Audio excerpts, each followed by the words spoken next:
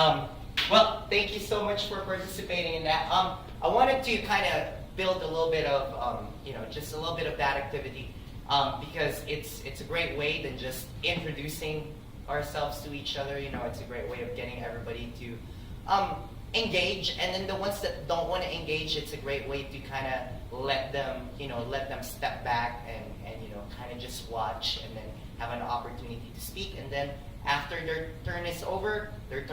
So it's really allows for a lot more people to participate. So let's start a little bit with some basic concepts.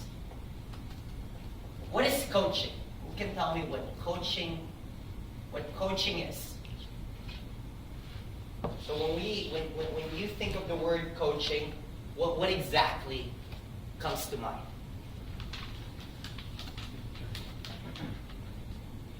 Mentor. Okay, so mentoring comes to mind. What else comes to mind? Teaching in some ways. Teaching. Identifying talents and interests. Okay, identifying talents and interests. What else?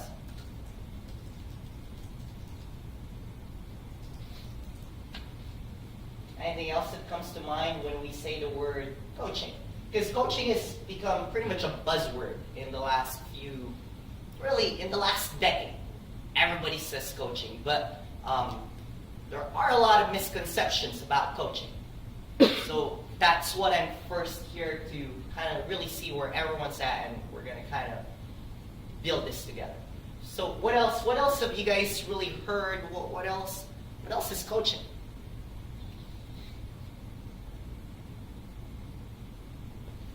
Some common things there.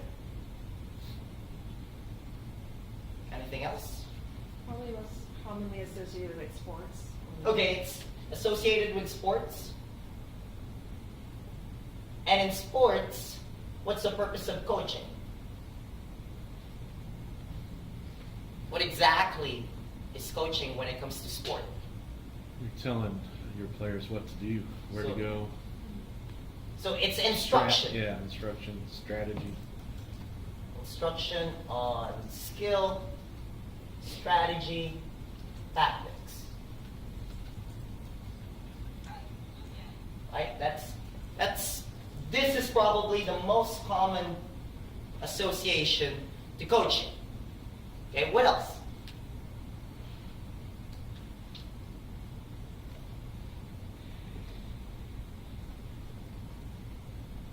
Nothing else? This is pretty much everybody's summation of it? Okay. Alright, well, I'm going to kind of break everything down and really kind of go this way. Coaching is actually different from mentoring. So coaching is not mentoring. And we're going to go a little bit deeper into that. It's okay. There's a reason why I did this, is because there are so much misconceptions about what coaching really is. Coaching is also actually not teaching. Okay, when you teach, then you're no longer coaching. Coaching can be identifying talents and interests. It can be. But it really is also not the main purpose of coaching. And then outside of the context of sports, coaching is definitely not instruction. So coaching is really, really absolutely different and unique from almost everything that we know right now about youth development. It's a very different method. It's a very different system. And before we go into exactly what coaching is, we must first understand youth development. And we must also understand the context from which we will learn coaching today. So we're going to put coaching in a box, because coaching can be placed in several boxes. And today we are going to put coaching from a perspective of life coaching for youth. Different principles may apply for adults. Different principle may apply for other subsets and subgroups. So we are going to put life coaching in a box just for youth today. And that's all we're going to discuss. If you've had other experiences in coaching, like business coaching or all those other things, we're gonna put those aside a little bit. But what you will find if you've already experienced coaching as an adult, it's really not that different from youth coaching. So, to get there, let's understand youth development. So, at Higher Ground, we adhere to what's called the David Weikart pyramid or stages of youth development. And it's really not strange or new. It's really just a predefined set of youth development skills. So in this definition, there is a pyramid. For most of my staff, you guys are already aware of what this pyramid is, right? And the idea behind this is that skills need to be scaffolded. What does scaffolding mean? When we say skills need to be scaffolded, what is the basic concept behind that? Build a skill and then continue building on that hierarchy of skills. So in scaffolding, basically, there's a hierarchy of skills, and in order to get to the top, you must first build the bottom. And from the bottom, each of that skill must be built on top of each other. And just like any scaffolding, this is something that we've said before, every day, what must you do to the bottom skill? You must check it, right? If you've ever been in construction, you will not find a construction worker who will climb to the top of the scaffolding that was built yesterday without first checking if the bottom part of the scaffolding is working. They will test it out, right? So in the same sense, when it comes to youth development, one of the greatest mistakes we do, especially in the school setting, is we don't ever go back to the basic skills because we expect those to already be cemented. Or sometimes, even worse, we don't create scaffolding because what we do is we just give a series of skills that are not necessarily connected to each other, or there's no clear bridge, and we just kind of expect kids to develop that skill. But in proper youth development, there is an actual scaffolding of skills that is required to develop youth to their maximum potential. So let's look at the subgroups of each of those scaffolding. The first set of skill will come from a safe environment. So in this pyramid, it's not necessarily specific set of skills, but rather target areas that we're looking at. So in order to climb the pyramid, the first thing you have to establish with every youth is safe environment. Now, there is an actual assessment that they actually use, that these people use for this. And part of that assessment, believe it or not, for the safe environment is something as simple as fire extinguisher. Is the youth place looks like it's crumbling? Are the chairs something they can sit on? Are the tables look like they're crumbling? Because believe it or not, all of those things affect how a youth will learn skills. The next part is what's called supportive environment. So, once you've established safety, then you can establish support, emotional support, right? Now, a lot of times, sometimes we interchange these two. But the reality of it is, especially for those that have worked a long time with youth, without a safe place, youth will not feel emotionally supported, right? If they feel that the building is crumbling and falling apart, which is part of some of the issues we have with, with building, right? Something as simple as that is going to absolutely impact how a youth feels in that place. Chaos, we've always said it. If a classroom looks chaotic, chances are you will have more escalations in the class. I mean, it's those tiny little things because, again, it's scaffolding. The next part is what's called interaction. So here, there is now peer and adults. So this is really about relationship building. In this pyramid of youth development, now we're really focused on building relationships. Getting to know the youth getting to know you. Right? This is where a lot of higher skills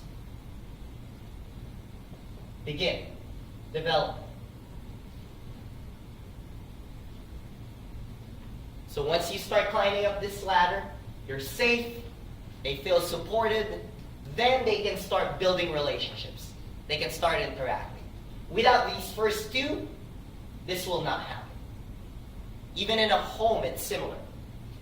If a child doesn't feel safe at home, they don't feel supported at home, you can almost be guaranteed that their interaction with their parents or siblings will be dysfunctional. There's almost that guarantee. Because, again, these two are required to get here. Right? And then finally, there's what's called engagement.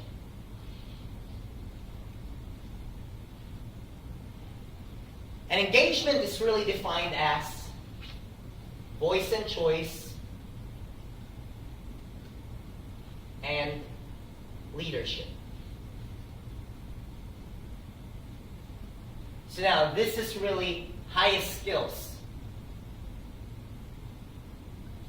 begin to get developed. Now, if without the understanding of this, we have a tendency as human beings to develop programs around this pyramid. Right? And this is kind of the concept of, we build a program and they will come. All right? For anybody who's been in youth work long enough, does that work? No. It never works. It's great intention. It is absolutely great intention, but it never works. You cannot build something, you cannot build a boat and expect people to just jump in the boat. That's just not how the world works. The world works, at least when it comes to youth development, by building upon these skills. If what tends to happen is when we skip the pyramid and say we want to build a high school leadership program, right? And we skip right to engagement. And we say, we're going to build a high school leadership program. We're going to bring this, we're going to bring this, we're going to do this. Two things tend to happen. Think of a scaffold. Okay, a scaffold that is rushed, right? You just build it. You didn't really take time to build the bottom, and you go to the top. What do you think will happen to that scaffold? Collapse. It will collapse, right? It will collapse. And there's two ways this collapse happens. The first one, which is hopefully what happens, it's you fail fast. Within about a week, you realize no one's coming, no one's showing up. Crap, this isn't working. That's a good one. Right? That's a good way to fail, because then you haven't spent a whole lot of resources into this thing. The second one, which is more likely to happen, is what begins to happen is you develop false success. So you climb to this pyramid, to this scaffold. Let's say you're like me, you're only 120 pounds. So the scaffold can support you, right? And you're like, yeah, I made it to the top. And you start, building your stuff. But then all of a sudden, because there's nothing on the bottom, it's wobbly and shaky. So what does this look like? What this literally looks like is it's a program with a bunch of youth leaders with a bunch of titles who are doing nothing meaningful. So you have a program, youth leaders, kids I have titles, they attend this, they do meetings, they can even do meetings, right? And they can even do stuff. But at the end of the day, when you really assess, are they developing skills? No. Are they contributing something meaningful? No. Are they really part of the decision making of what's going on? No. Or even better, are they actually making decisions that affect something? No. So what are they really doing?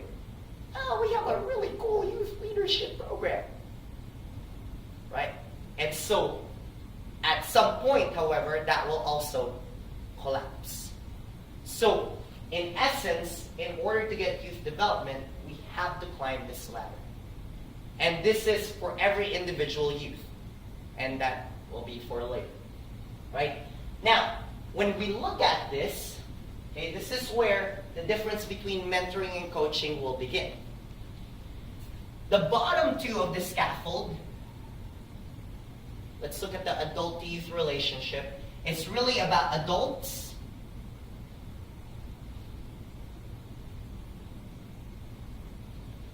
on top of youth. with a one direction arrow to the youth. When you look at safe environment, who sets that? Is it the youth or the adults? Adults. The adults. Youth have nothing to do with it, right? When you look at supportive environment, who sets that? Youth or the adults? Adults. Really, youth have nothing to do with this. It is almost a one-way street.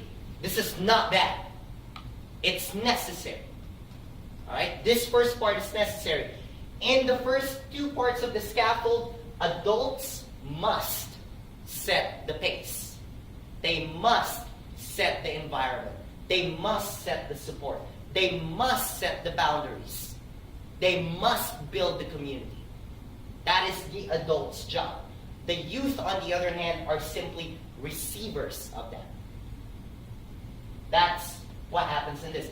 This, in essence, is really what mentoring is about. When you think of what mentoring is really about what? Guidance. Think of a mentor. A mentor is someone who knows more than you. And the idea behind the mentor is, I go to my mentor for decision making. I go to my mentor so I can get better perspective of what is going on. I go to my mentor because they have experience. You don't get a mentor that's younger than you. Why would you?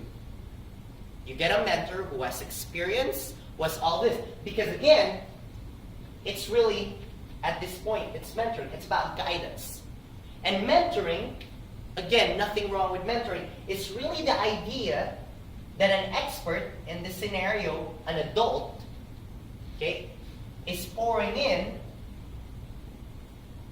sorry for my handwriting, to a novice. In this scenario, a youth. That's the concept behind mentoring. Think of every mentoring program in the world. And that's the concept behind it. Even if you were to take kids fishing, it's about the adult. I know how to fish. I'm going to share this experience with you. And by sharing this experience with you, I am pouring into you. Right? I'm teaching you about life. That's mentoring. That's great. Nothing wrong with it. Right? However, as we climb the ladder, right? This is just like parenting. Think of parenting stages. This is before they become teenagers. Right? As a parent, our job is to set the boundaries and all these different things. We mentor. Parents are the expert. We pour in to the child. Don't touch that. That's hot. Right? But as they get older, this structure will no longer work. Because as they get older, and as they progress, if you want them to develop more skill, right, the structure needs to change.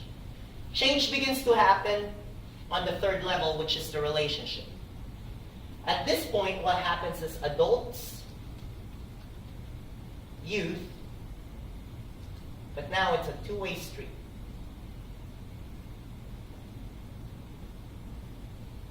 In a relationship, it is no longer about the adult being the expert. It's a relationship now. It's really about the adult knowing a little bit more, but at the same time the youth having some sort of interaction to that adult's knowledge. So it's no longer about the youth saying okay or yes. It's about the youth now inquiring, well, how about this? And then the adult saying, well, I don't know, maybe that will work, but I don't think so because so and so and so and so. Now it's a relationship. Relationships are supposed to be two-way. Now at this point, there is now a peer adult interaction. Right? At this point, higher skills begin to develop. Why? Because now this is an exploration. And here, youth really can begin to explore with the guidance of an adult. In the scenario, adults are still dominant. But as we climb to the final part of the ladder, which is really, that's why in the pyramid, it's the thinnest one, it's the hardest one to really create. It really becomes about youth and adults working side by side. This is when true leadership skills are developed.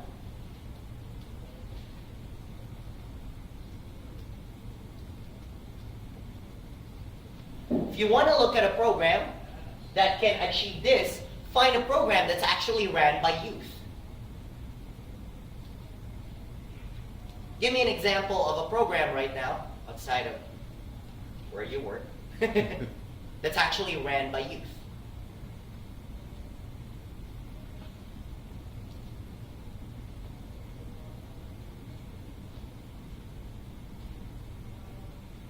Any program actually ran by youth?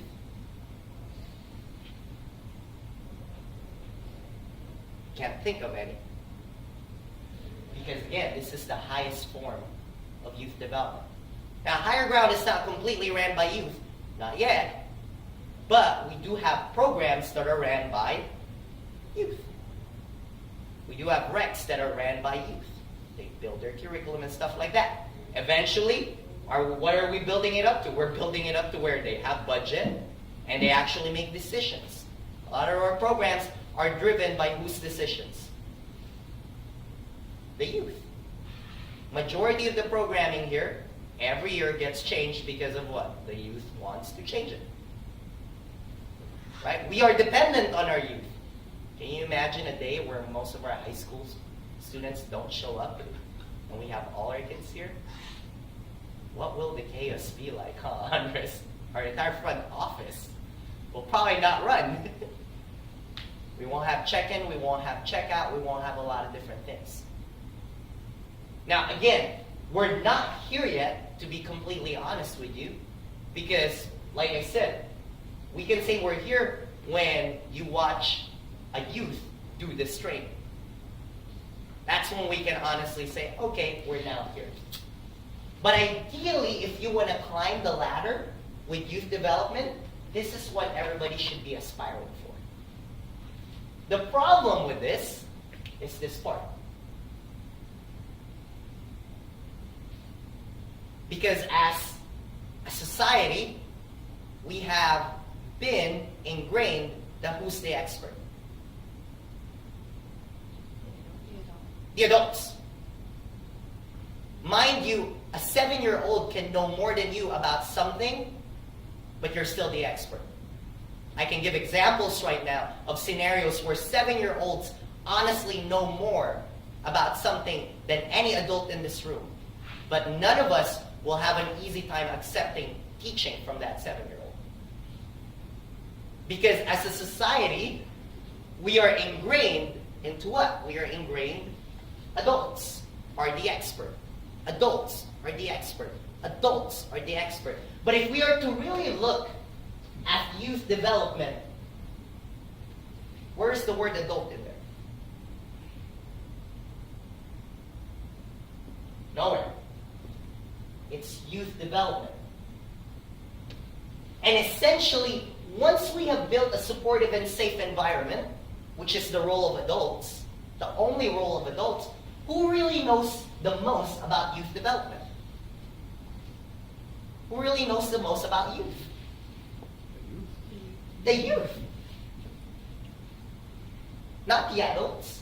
Why? It's the youth. We were youth once. We were youth once, but it's no longer the generation that we live in. Culture change. We talked about this, I wish you guys were in this training, about culture competency. The generation gaps. Technologies change. Technology drives culture. Language change. Language drives culture. Fashion changes. Fashion drives culture. And with that, that is why, to a certain degree, adults are needed. I'm not saying adults are not needed. There's still a part that adults are the expert. To climb the scaffold, it must first start with adults. Because of that point, adults were youth once. Keyword, once. A while back. Different time, different age. Doesn't mean that some of those values don't apply to now. In fact, a lot of those values still apply to now, which is why we must climb the ladder. That's why we never skip to this part. Because if we do, what you get is what I said. You have a bunch of youth who are entitled, who are meeting, who have titles, but really not doing anything meaningful. And that's problematic.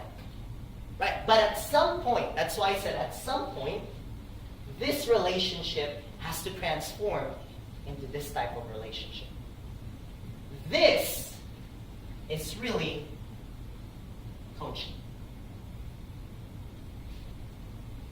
That is what coaching is truly about.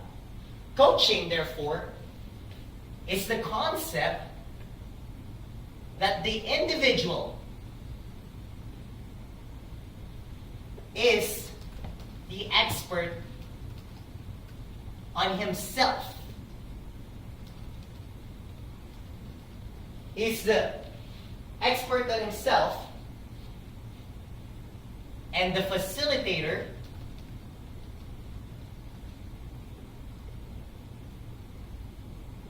is simply drawing it out.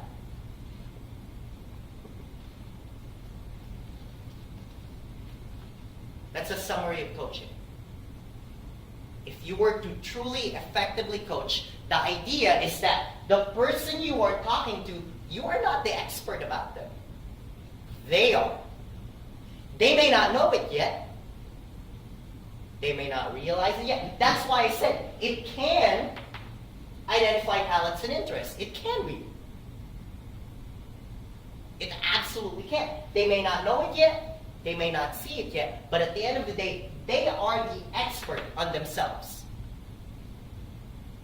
And your job as the facilitator is to what? Draw it out of them. The way we, for those, my staff here understands this, the way we see skill development or learning, traditionally, this is traditional, we see it as this. Say cup of water, here's a cup, it's empty. Here's a pitcher, right? This is child, this is teacher. In other words, an empty vessel, right, we're pouring in. In actual science, the non-traditional, really the more scientific way, it's really more of a well or a seed. Right, here's a well, I can't draw a well. Okay, but ideally there's a bunch of water here, and the teacher's job is to draw it out. The water is there already. Is it filtered? Probably not. Is it organized? Probably not.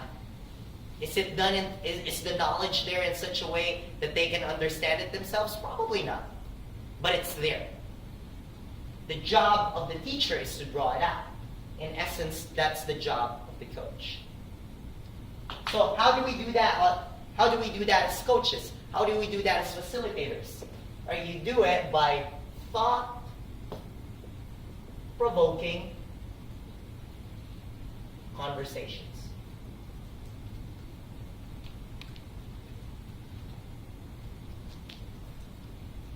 Open-ended questions.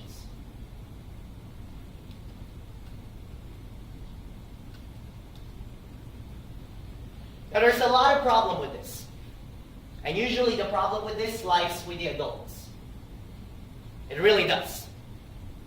Here's why. When you ask a youth an open-ended question, 9 times out of 10, you're expecting an actual answer. And that's reality. We've all been ingrained that way because as a young child, that's what was expected from us. Right? Even the way school is set up, when you think about it, there's a specific answer teachers are looking for. In fact, if you go back to your school years, think of math. How many times have you solved a problem, came up with the answer, and still got marked wrong because you didn't do it the way the teacher wants you to solve it? I'm sure everybody who went to school have had that experience at least once. Right? Why? Because again, our concept is what? You're empty. I need to pour into you.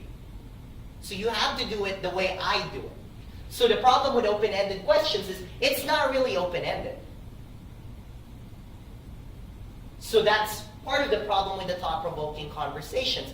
A true open-ended question is you really let them guide the conversation. And sometimes the problem is also with them. They don't want to engage. Or sometimes they're going to give you, in our definition, a pretty dumb answer. I mean, just being honest with each other, which are like, I spent all this time and you're going to give me that answer? Seriously? So there's a bit of a problem here, right? Which is why, instead of just making it a conversation, we've turned it into thought-provoking structure. So instead of just doing a one-on-one conversation, we have, not to Higher Ground's credit, but several other organizations, one being Touchpoint Connections, we're using their curriculum with their permission, right? A lot of people have developed curriculum that allows the thought-provoking conversation to happen with youth, understanding the barriers.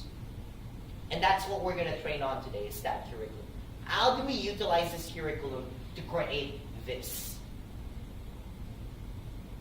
Now, with adults, it's a little bit easier. Because usually, in a life coaching session with adults, the adult is the willing participant. Right? You don't go to an adult and say, I'm going to coach you. An adult usually goes to the coach and says, I need coaching. Right? Which is why this problem doesn't necessarily exist. But with youth, a lot of times they don't even know that they want coaching. Right? So now, what is often the result of coaching? The result of coaching, when done right, is highest skills. Because again, they have the skills. And if they understand how to guide their ship, they can develop it themselves. Now, again, this doesn't mean that mentoring is useless or non-existent. In fact, can you coach without going through mentoring first? No. Absolutely not. Because again, if you go straight to coaching with youth, you just skip all these things. And if you skip all these things, again, your scaffold is not stable. And when a scaffold is not stable, it will not last. Questions so far? Violent reactions? No questions, no comments, no violent reactions? This makes sense to everybody so far? All right. With that, let's take a 5-minute break, and then we'll we'll go into an activity, and then we'll do. You guys will experience some of the coaching activities firsthand.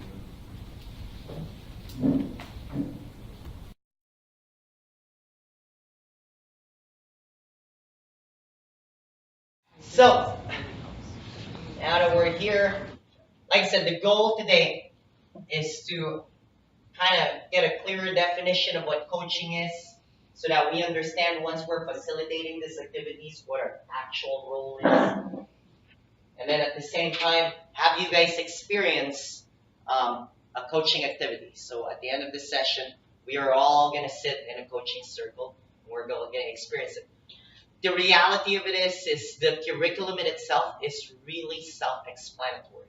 So I'm not going to dive into the curriculum and tell you guys how to do each part of it, because again, this is the beauty of this curriculum is, thank God somebody did it. Somebody took the time and years.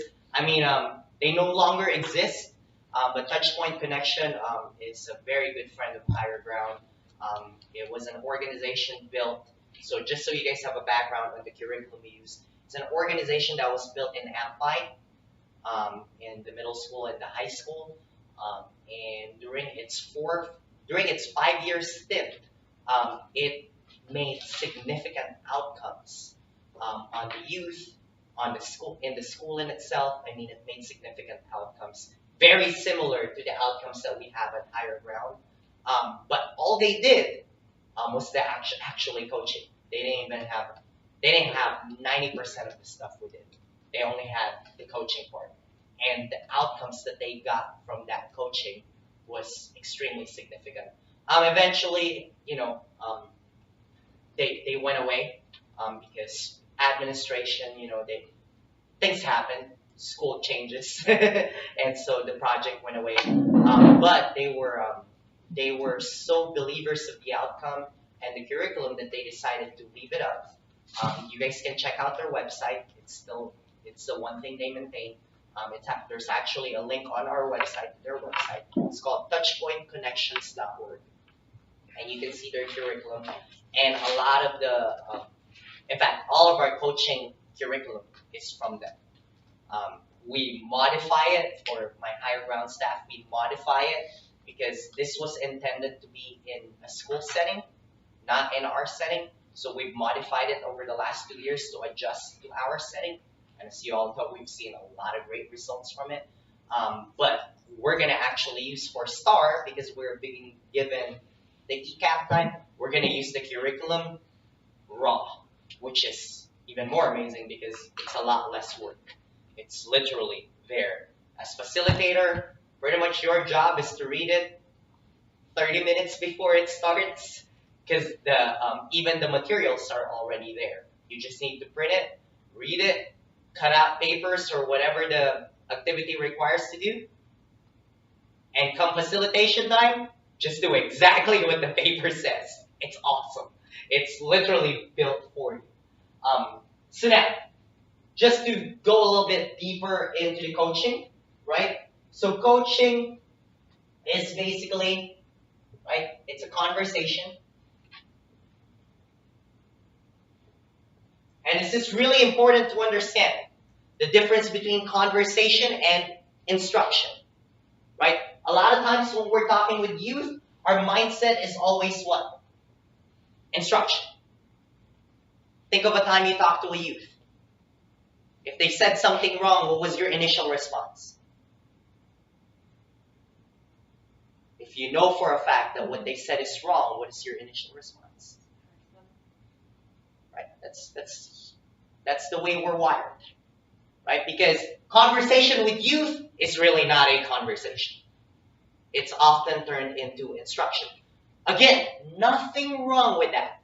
Absolutely nothing wrong with that. But in this setting, in a coaching setting, okay, remember, this is a coaching setting. We are talking in a very small box. We are right now in life coaching. During your coaching facilitation, it should never be instruction.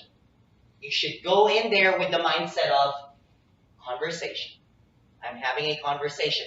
And when you really think about it, if you were talking to a fellow peer, an adult, if what they said is wrong, you're automatically correct. In fact, that's where political correctness kind of comes in, right? Because oftentimes we're kind of like, well, right? We find different avenues to correct adults. Because again, with adults, we're really having a conversation.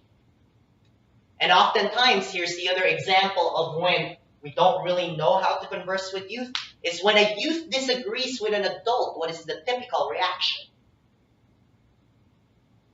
Typical reaction is, at some point, you know what, be quiet, I'm right, you're wrong. That's a typical reaction, let's be real, right? We've seen it in teachers, we've all done it, I've done it. My 7-year-old argues with me about jiu-jitsu, right? And I'm finding it hard to accept that he might be an expert more than I am, right? But the instant response is, no, do it my way. With an adult, however, when you're having a conversation and they disagree, usually you end up still disagreeing and walk out of there disagreeing. And guess what? That's okay, unless someone's a hothead, right? So we really have a hard time with conversation with youth. And I'll give you a personal example of when I had to learn this. So I'm also the jiu-jitsu coach, and I coach my 7-year-old, right? And I coach him in jiu-jitsu. You all don't know it. It's very similar to wrestling. And my son, during sparring, right, does something really strange. a specific set of moves that I didn't teach him. So I told him to stop doing it. Stop doing it. Well, he told me, well, but Dad, I do it this way because it works. And he explains to me how it works. Well, I've never seen it. I have no reason why it doesn't work. I just know I've never seen it. I don't do it. So I told him, no, stop using it. Because I'm the coach. Right? It's not really a conversation right now, kid. Right? Stop doing it. Just stop doing it. Do it the way I taught you. Well, about 2 weeks later, a world champion comes to Tucson. I attend their seminar. That's an expert. All right? And this guy literally starts the seminar by saying, I have a secret to it's called guard passing. And here's my secret. Most people don't see this. It's a small little tweak, and I do this, and it works. He was doing exactly what my son was doing. Again, you gotta learn to have conversations with our youth. I had to go back to my son that very same day. I'm like, remember when I told you to stop doing this? Gives me the sad face like, yeah, I really like it. You can have a name for it. I thought I invented a technique. Well, how about we have this deal, right? During drilling, when I'm teaching you, you do it exactly the way I teach you. But during sparring, during the sparring moment, during tournaments, you do whatever.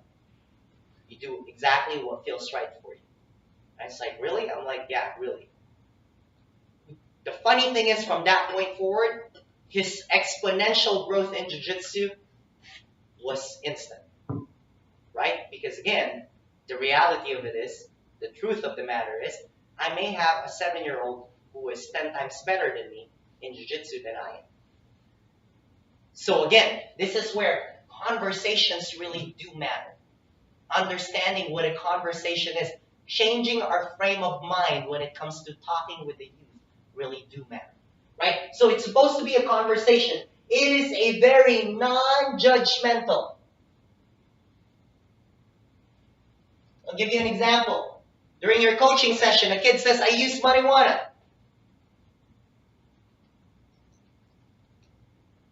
Right? Red flag.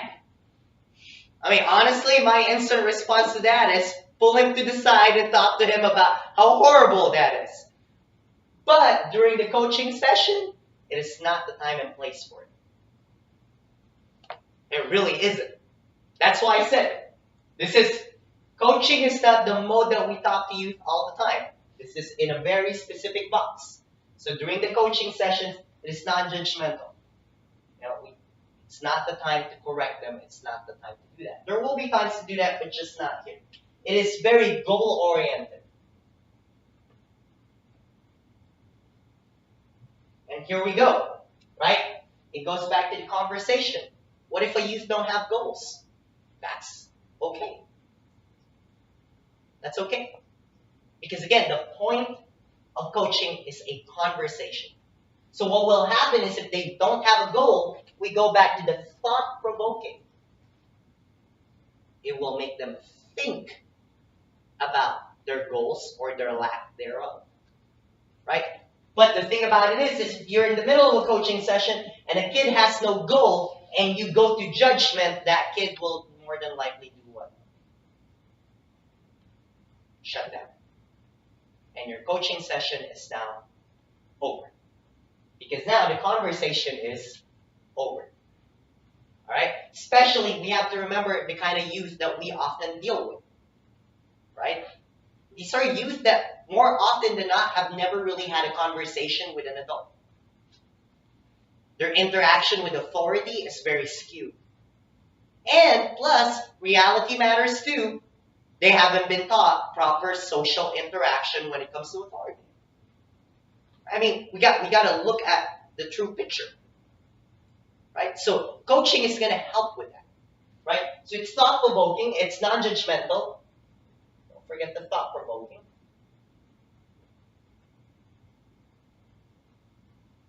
Right? And it's also sensible.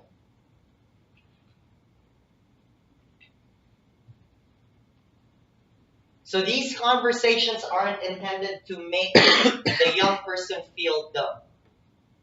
Right? Because that's another thing that we do best sometimes as adults. We leave open-ended questions, but really we're being sarcastic. You've all done it. I've done it. Right? We're being sarcastic. And really a youth is like, I'm not dumb, mister. In their head, that's what they're saying. I'm not dumb. Sometimes they are though, but, right? But, again, during the coaching box, again, the expert in the subject is not us. It's them. So we have to embrace that idea. Even for 30 minutes at a time. Alright? So now, right, we talked about the difference between coaching and mentoring, right? So, and here, the end result of coaching, okay, is basically it's a creative process.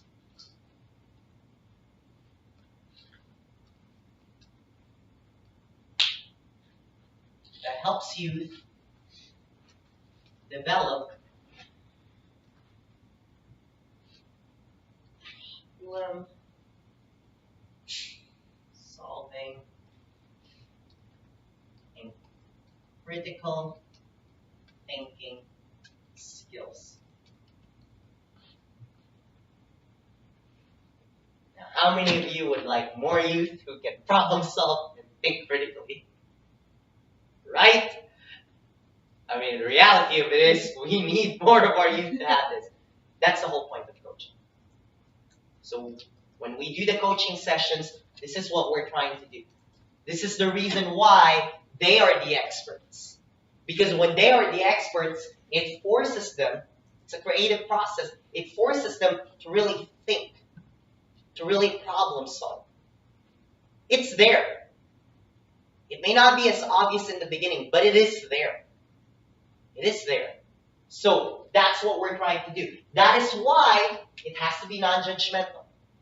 That's why it's not instruction, because so oftentimes, as much as instruction is necessary, a lot of times what we do, and when you think about 12 years of school, a lot of times in that 12 years of school, we're not really taught how to think critically or problem solve. Because so much instruction is given. So much instruction, so much direct instruction. So what we're really doing is memorizing data and copying methods. But very little time is given to the exploration of problem solving. Because again, I go back to the example. How many times in your youth, in school, have you been corrected for arriving at the answer, but using a different process? We do it all the time. It's an unnecessary evil of instruction. Until instruction can change, until we figure out a better way of doing things, that will happen. So, the whole point is that for 30 minutes of their life, we got to be able to give them a process where they're not being instructed, where they're being forced to creatively think, problem solve, and critically think. Now, we may say, how come we never needed this before? The truth is, previous generations never really needed this before. Why? Because the lifestyle back in those days was very different from the lifestyle back in now. Back in those days, people didn't have the access to comfort, to instruction as readily available as it is now. So when you think of a child that grew up in the older generation, or for someone like me who grew up in the Philippines, our technology is about 2 decades behind, right? Our lifestyle was very different. We were left alone a lot, where we needed to do problem solving and critical thinking skills, right? We were left alone at home by ourselves at a very young age, where we got to figure out there were no cell phones to contact our parents. So if something blew at the house, guess what I have to do as a 9 or 10-year-old? I have to figure it out, right? Going home even then was a chore, right? If you took public transportation, why? There are no cell phones. There's nothing, right? So if you were lost, there was no GPS. right? Even playing games back in those days was a chore. Think of the way video games has transformed from before to now. Very simply put, back then if you had a video game and you couldn't pass the level, what did you have to do? You had to figure it out, right? Think of it. It's like, holy crap, I can't pass this level. Now what do kids do? They go to YouTube,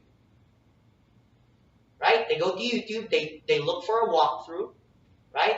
Or they watch another gamer who's done it before. So even in video games, even as simple as that, they're no longer given the chance to problem solve or critically think. We have created a society and culture where coaching is no longer natural. We really have. So that answers the question, why do we need this? How come generations of past has survived without coaching session? Well, because they lived at a time where problem solving and critical thinking skills it was ingrained into their lifestyle. So what we're really doing during coaching session is simulating that. We're simulating that in a 30-minute sit-down session where a kid has to literally kind of figure it out. Right? So, does this make sense to everybody? Make sense? So now, what if we get here, right? We'll begin this. What's in this for the youth? What do you think happens to youth that go through this process successfully? What are some outcomes of this? Some actual data-driven outcomes. Just what do you guys think? What do you think happens to youth when they go through coaching? Grit. They increase their grit. Probably stay out of trouble. Increase their grit? Not necessarily. There hasn't been any data done to do that, but I would probably agree with you. Because they begin to think for themselves. Yeah. One data, however, that's been proven is... Yeah, true. Or they get... It depends on the kind of... It depends on the kind of girl. They increase their confidence. Because all of a sudden, they shift from, I can't do this, to, hey, wait a minute, I can do this. May not know it yet, but I can. Grit is very important. Right? Because that's perseverance and determination, which God knows our youth can use. Because our youth quit at the first sign of danger. And that's one of the problems of our youth, is they quit at the first sign of danger. Why? Because once again, we've created a culture that doesn't give them time to problem solve or critically think. Right? Think about the scenarios these kids are in. 90% of the time, if they come to a problem, they will go to the computer, to their smartphone, and have somebody else solve it for them. Right? So their grit is very low. But as we all know, grit is an indicator of success. What else do you think happens when some data-driven things, when kids go through coaching successfully? Graduation. It actually increases. I don't think there's any research done on graduation yet, but we do know there's a lot of research done on academic performance. Because again, think of the skill we're giving them. Problem solving, critical thinking skills. I mean, academic performance will naturally be increased if they can problem solve. What else do you think happens? What do you think happens to their behavior? Better skills in negotiating their environment. They have better Repertoire of skills. better coping skills. They learn to negotiate their environment. They learn to figure it out. And again, God knows how much of our youth needs to learn that. Figure it out. Figure it out. Right? And this is why coaching is so important. Because going back to the pyramid, if we forever stay in this phase, we don't really give them a chance to think. Because we're forever in that phase. Right? This is what coaching does. Coaching gets them out of this phase. To where, hey, You know what? Who's in control of your life? You are. You know what? Who knows best about you? You do. Not me, not your psychologist, not your teacher, not anybody. You do. Right? So, guess who can solve all these problems for you? You can.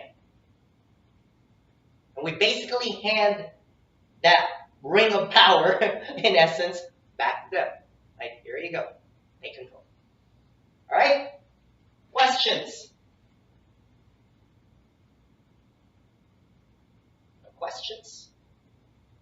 Alright, well, let's actually, perfect. Actually on track with time. So proud of myself. Amazing. So let's actually go to an actual session. And you can stop recording or you can keep recording.